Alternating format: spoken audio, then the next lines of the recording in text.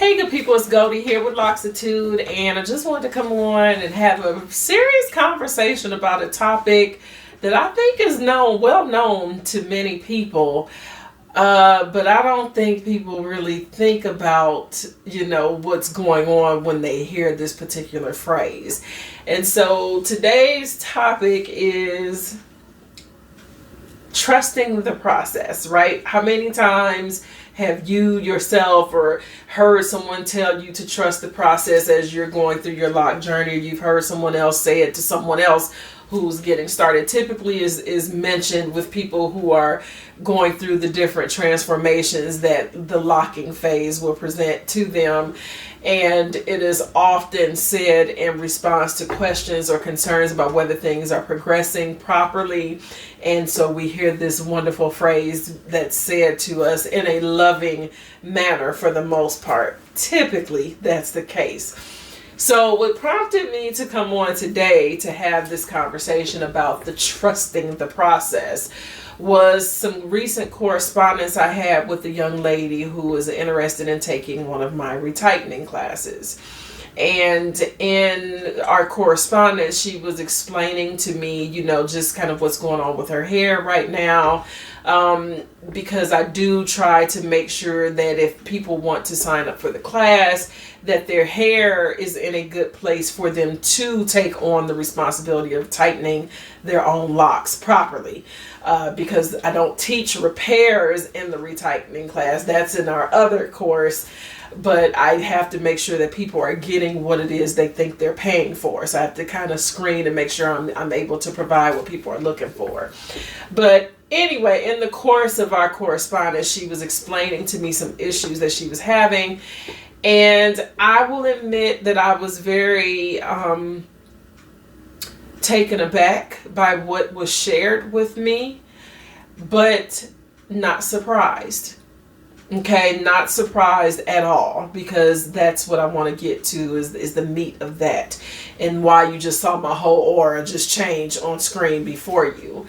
Now, before I get into saying what I have to say, most people that have followed my page, when I was active in the brand, I was a champion for practitioners that were out here nailing it and doing things the right way, treating customers the way that they deserve to be treated, and more importantly, giving people what it was they were paying for.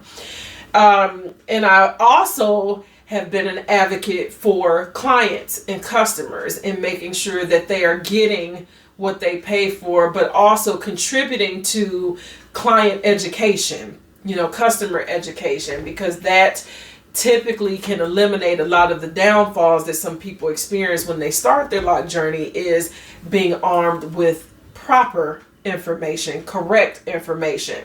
Now, I don't claim to be, an expert in everything, all thing locks. I'll be the first one to tell you that. I know where my lane starts and I know where my lane ends. I might swerve a few times here and there and go in someone else's lane just to hand something off to them, but I know where my lane is. And I know what I've been doing with my clients. I know what's been effective. I know what's been effective with friends of mine that have been successful with their clients.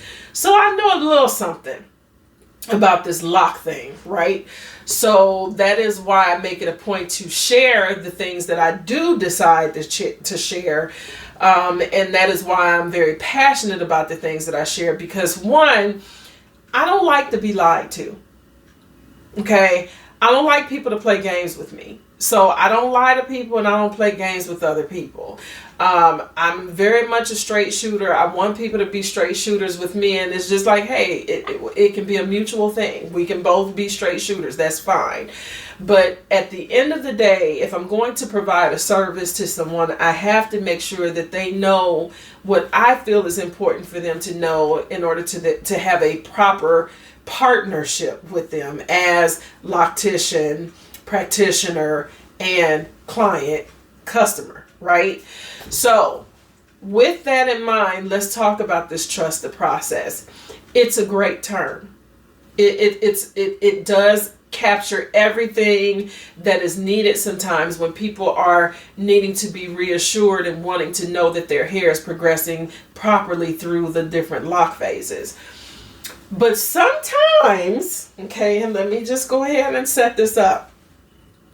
Sometimes that phrase is used as a cover up. Okay, I want y'all to bear with me a little bit. Sometimes people tell you to trust the process because they don't really have an answer for why XYZ is happening. So it's a cover up for the fact that they don't really know.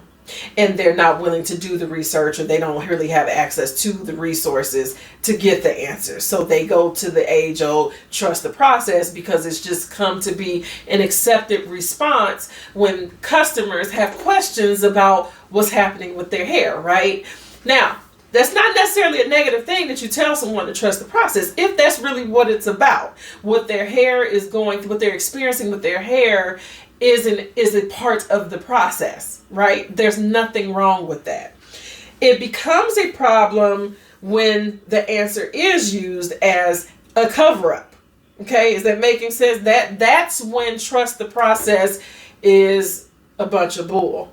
Okay, it sometimes is a cover-up for poor practice, poor execution of skills. Okay, and the poor unsuspecting client or customer does not know that what they're experiencing and asking about is really the result of poor practice. And they're being told to trust the process, and so more time passes and more problems become bigger issues in their locks because they were told for so long to trust the process. Now, I have a personal example of that, where I had a transfer client over the summer that came to me and was ready to cut off her hair. She had been locked, I believe, for almost 2 years. I think about 2 years. And she had tons of bunching. Okay? And when she first started bringing this to the loctician's attention, she was consistently told to trust the process. Now, looking at her hair, I could immediately tell about when she started to have problems with her locks. Now, there's many things that contribute to bunching, and I don't want to derail this conversation because I know some of y'all gonna get stuck on bunching. Y'all need to research it, Google it, okay? Look it up. There's all kinds of stuff out here about bunching. But the point is, she was having an issue, a legitimate issue with her locks. She thought things didn't look right. She brought it to the loctician's attention, and the loctician dismissed it and just kept telling her everything was okay. And because she trusted her loctician, she believed her. So we had a young lady who started with hair almost the length of mine. Okay. And in that couple of years, by the time she made it to my chair to see if I could salvage anything, her hair was up here. So that means all of this hair down here had bunched within itself, and now she had these massive ends and just big hair that you couldn't style, that you couldn't do anything with. That's typically customary with these brand locks. She was not able to experience that type of hair freedom because she had bunched ends. Now, what I did find out was there were some concerns with the actual install, how much hair was left out that contributed to it. Her texture definitely contributed to the bunching. But the bottom line is when she brought it to the loctician's attention, per report to me, because I wasn't there, it was not addressed. Okay, and so the issue got worse when it could have been addressed early on. All right, so that's one example. So now let me get back to the correspondence that I recently had, because I ain't got but so many minutes to address this. So the issue is holes in the locks, right? We hear about people having holes in their locks, and well, what is that about? Okay, I'm not going to get into the technicalities of why locks end up with holes, but what I will tell you is that holes in your locks is not a part of trusting the process. Let me say that again. Having holes throughout your head full of locks, consistent holes in your locks, that is not trusting the process. Okay? That's a structural issue with your locks that is the result of the practice, of the skill set that the person is using to put your locks together, to retighten and make sure that your locks are, whatever. That's not a trust the process issue. Okay. So when you have someone that has a bunch of holes in their locks and they're being told to just trust the process and, oh, that's just your hair texture. Your hair texture is not going to be the reason why you have holes in your locks. It has to do with the practitioner and the technique that is being used. All right. Now, I will say there is a locking pattern that does have a built-in gap in there. But that is something that should be able to be explained to the customer if that is the locking pattern that's being used on that person's head. But if they're just telling you trust the process and they can't explain to you why you have gaping holes in your locks, that's a flag. And you probably need to go get a second opinion and see if you can find someone that can help that, because holes in your locks is not a good thing. Now, if you got a onesie or twosie, that's just, things happen. And I'm just going to say on the practitioner side, things happen, but they can be addressed. But if you've consistently got holes throughout your locks, you now have a weakening foundation in your locks, depending on how bad the holes are. Okay? So I want to make sure that people understand practitioners feel good about what they do. Good practitioners, they do, and they don't mind answering questions. They're not offended by answering questions. But you have some people who sit on a high horse and they feel like they're above answering questions about what they're doing in their work. And sometimes clients are just asking questions because they just want to know. They want to understand their hair. They want to know what's going on with them. It's not because they're trying to take over your job and do whatever, the practitioner is doing. They just want to know and understand their process, what's going on with their hair. So if you find that you have a practitioner that is butthurt about answering a few questions, and instead of them saying, well, I'm not real sure, let me research that. And instead of them saying that, they just leave you with the trust the process, even though you clearly feel in your gut that there's a problem. Yeah, you probably need to go talk to somebody else and look at getting a second opinion and possibly getting out of that person's chair. Because the locking process, when you are working with a practitioner on something as elaborate as what we have in our hair with these branded locks, these smaller micro locks, it's a partnership. Okay?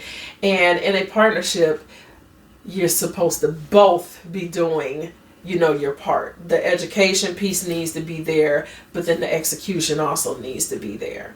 So I just wanted to come on and just say, trusting the process is one thing when what's going on is part of the process.